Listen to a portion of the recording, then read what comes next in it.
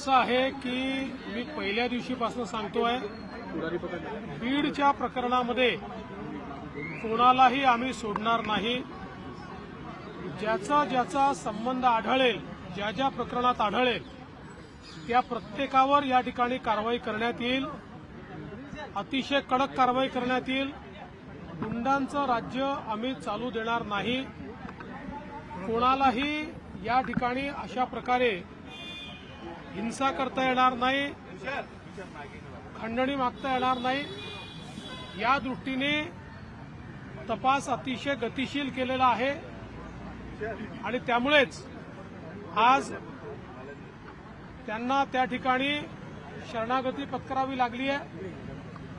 आता हत्येतले जे आरोपी फरार आहे त्यांना पकडण्याकरता देखील वेगवेगळ्या टीम्स या पूर्णपणे कामी लागलेल्या आहेत आणि कुठलाही आरोपी आम्ही त्या ठिकाणी सोडणार नाही. सगळ्यांना शोधून काढू. आज स्वर्गीय संतोष देशमुख यांच्या बंधूंची माझी फोनवर चर्चा झालेली आहे.